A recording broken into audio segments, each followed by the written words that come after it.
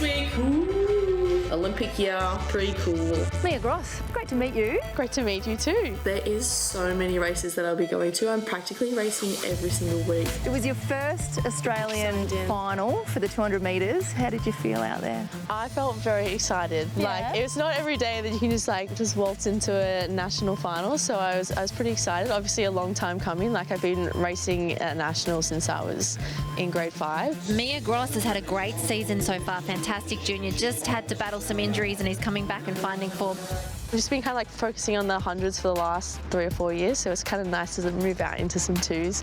Got long legs, you know. It takes me a while to kind of get moving. Away, got a good start, Lewis. Day got out really well, so Lewis almost gets up to Gross at 150. It was a bit of I saw Tori and like she just came up past me and the straight, and then I was like, just try and go with her. Lewis about 3 metres in front, Gross having a good run. Lewis gets another national championship, Gross second. Yeah, got myself a little silver, so can't complain. So good to watch you in action. You're certainly a star on the rise, but talk to us about how you first got into it. As you said, you've been racing now for a very long time, but you tried your hand at every sport as a kid growing up.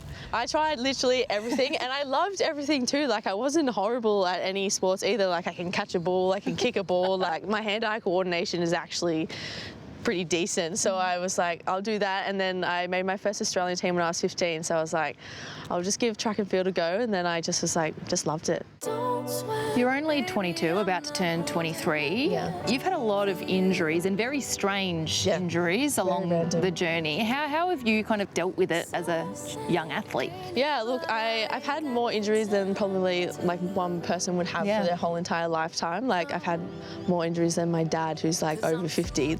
So I've spent a lot of time in the hospital as well. So just random sicknesses and illnesses and stuff as well. So I think I'm a very positive person and like to see the glass half full. So I think that really kind of helps me, you know, be able to just get back out on the track and enjoy it. So I just try to, you know, enjoy my time and enjoy my friends and my family that are around me as well. And then on the inside, Gross has had a good run, 3 from the right. So into the straight, Howes leads, Gross. And what's that taught you though, and the resilience that you've had to build over the last few years?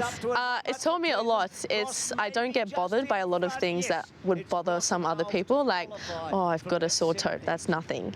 You know, it could be a lot worse. And obviously, like, people are going through so much worse than what I've been through or what anybody's been through. Like, just puts so much into perspective. Like, whatever I'm thinking, there's someone that's going through so much worse. Good morning, everyone. Today we are going to Canberra. So I'm making some baguettes. I'm gonna chuck some like steak and stuff in there because I'm one for a sandwich.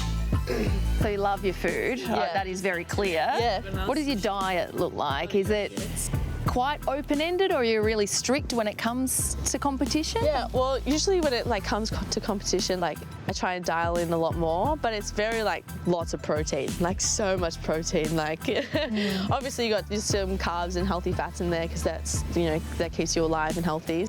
But it's pretty, everything is good in moderation. We're in Tokyo. You've embraced the world of social media. Yeah. You're now vlogging and hitting the YouTube space. What made you want to, I guess, document your experiences and share it with others? Yeah, so I started my YouTube at the end of last year. Guys, I won! It's huge in America, like so huge. And I was like, no track athletes do it here. So I was like, I might just try it out. And hopefully it kind of like helps to build track and field in, you know, Australia as well. Because like, you know, track and field is pretty awesome, but I feel like Australia doesn't see that as how awesome it actually is. You think it's gonna be so easy, man. You just think it's gonna be so easy, but it's so hard to run fast. My hamstrings are literally on fire. And yes, this is all self-funded. Sometimes in social media, it's all just like a highlight reel, and I want to be able to see like, you know, I'm not amazing right now. And like, I feel like it would have been cool, like just to see as like a young person, like if I can help someone as well, like along their journey, then that would be pretty cool. Like the amount of people that I've gotten messages from, like, oh, you helped me like eat before I race or something like that. You're an inspiration, you're a star on the rise, and we're excited to see where you can go. Thank you so much. Until next time, my loves. Have a beautiful day. Love you all.